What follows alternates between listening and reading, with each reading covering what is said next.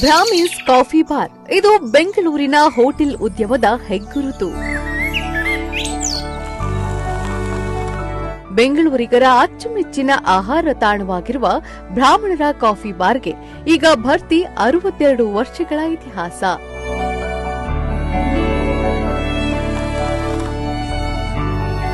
KV Nagesh ಅಡಿಗ ಅವರು 1965ರ ಜನವರಿ 27ರಂದು ಮನೆಯೊಂದರ ಪುಟ್ಟ car ಶೆಡ್ನಲ್ಲಿ ಈ ಹೋಟೆಲ್ ಆರಂಭಿಸಿದ್ರು. ಆಗ ಅವರಿಗೆ ಸಾಥ್ ನೀಡಿದವರು ಪತ್ನಿ ಕೆಎನ್ ಸರಸ್ವತಿ. ಈ ಹೋಟೆಲ್ ತಿಂಡಿಗಳಿಗೆ ಉತ್ಕೃಷ್ಟ ಗುಣಮಟ್ಟ ಲೇಬಲ್ ಹಚ್ಚಿದವರೇ ಇವರು.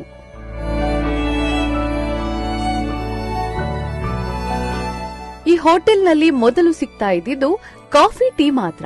ಕೆಲವು ವರ್ಷಗಳ ಬಳಿಕ ಉಪ್ಪಿಟ್ಟು ಶುರುವಾಯಿತು. ಈ ಉಪ್ಪಿಟ್ಟಿನ ಜತೆ ಸರಸ್ವತಿಯವರು ಮಾಡಿಕೊಡ್ತಾ ಇದ್ದ ಚಟ್ನಿಯ ವಿಶಿಷ್ಟ ರುಚಿಗೆ ಮನಸೋತ ಗ್ರಾಹಕರ ಬೇಡಿಕೆ ಮೇರೆಗೆ ಇಡ್ಲಿ ಮತ್ತು ವಡೆ ತಯಾರಿಸಲಾಯಿತು. ಮುಂದೆ ಉಪ್ಪಿಟ್ಟಿನ ಜತೆ ಕೇಸರಿಬಾತ್ ಸೇರಿಕೊಂಡಿತು ಅಷ್ಟೇ. 1971ರಿಂದ ಇಲ್ಲಿಯವರೆಗೆ ಈ ಹೋಟೆಲ್ನಲ್ಲಿ ಸಿಗೋದು ಈ 4 ತಿಂಡಿಗಳು ಮಾತ್ರ. ಆದರೆ ಇಡ್ಲಿ, ವಡೆ, ಉಪ್ಪಿಟ್ಟು, ಕೇಸರಿಬಾತ್ ಅಂದ್ರೆ ಬ್ರಾಹ್ಮಿನ್ಸ್ ಕಾಫಿ ಬಾರ್ ಎನ್ನುವಷ್ಟರ ಮಟ್ಟಿಗೆ ಈ ಹೋಟೆಲ್ ಬ್ರ್ಯಾಂಡ್ ಆಗಿದೆ.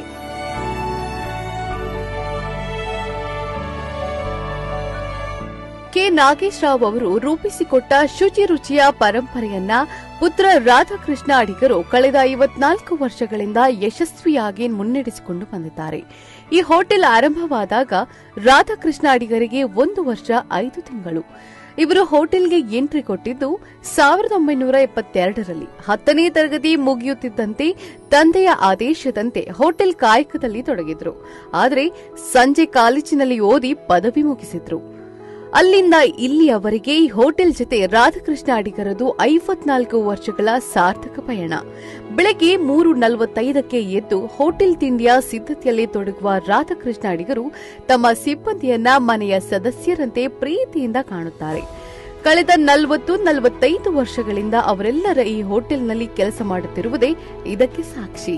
ಗ್ರಾಹಕರ ಜೊತೆ ರಾಧಾಕೃಷ್ಣ ಅವರದು ವ್ಯಾಪಾರ ಮೀರಿದ ಪ್ರೀತಿ ವಿಶ್ವಾಸ, ಸದಾ ನಗುಮೊಗದ ಆತಿಥ್ಯ. ಪರಂಪರೆ ಅಂದ್ರೆ ಏನು ಎನ್ನುವುದನ್ನ ರಾಧಾಕೃಷ್ಣ ಅಡಿಗರಿಂದ ಕಲಿಯಬೇಕು. ಏಕೆಂದ್ರೆ 62 ವರ್ಷಗಳ ಹಿಂದೆ ಅಪ್ಪನ ಕಾಲದಲ್ಲಿ ಹಾಕಿದ್ದ ಹೋಟೆಲ್ ಬೋರ್ಡ್ ಅನ್ನ ಇವತ್ತಿಗೂ ಬದಲಿಸಿಲ್ಲ. ಇಡೀ ಹೋಟೆಲ್ಗೆ ಬಣ್ಣ ಬಳಿದ್ರೂ ಈ ಬೋರ್ಡ್ ಮುಟ್ಟಿಲ್ಲ. ಅಪ್ಪ ಆ ಕಾಲದಲ್ಲಿ ಹಾಕಿದ್ದ ಸೆಕೆಂಡ್ ಹ್ಯಾಂಡ್ ಗಲ್ಲಾ ಪೆಟ್ಟಿಗೆಯನ್ನ ಇನ್ನೂ ಬದಲಿಸಿಲ್ಲ. ಆ ಗಲ್ಲಾ ಪೆಟ್ಟಿಗೆಗೆ ಈಗ ಭರ್ತಿ 100 ವರ್ಷ. ಈ ಹೋಟೆಲ್ ಪರಂಪರೆಯಲ್ಲಿ ಕುಟುಂಬ ಮೌಲ್ಯದ ಪಾಠವೂ ಇದೆ. ಏಕೆಂದ್ರೆ ರಾಧಾಕೃಷ್ಣ ಅಡಿಗರ 4 ಅಣ್ಣಂದಿರು ಮತ್ತು 3 ಅಕ್ಕಂದಿರು ಈ ಹೋಟೆಲ್ಗೆ ತಮ್ಮದೇ ಆದ ಕೊಡುಗೆ ನೀಡಿದ್ದಾರೆ. ಪತ್ನಿ ಅಖಿಲ ಹೋಟೆಲ್ನ ಲೆಕ್ಕಾಚಾರದ ಹೊಣೆ ಹೊತ್ತಿದ್ದಾರೆ. ಐಬಿಎಂ ಕಂಪನಿಯಲ್ಲಿ ಉದ್ಯೋಗದಲ್ಲಿದ್ದ ಮಗಳು ಕೌಸ್ತುಭ ಆ ಕಂಪನಿ ತೊರೆದು ಅಪ್ಪನ ಜೊತೆ ಕೈಜೋಡಿಸಿದ್ದಾರೆ.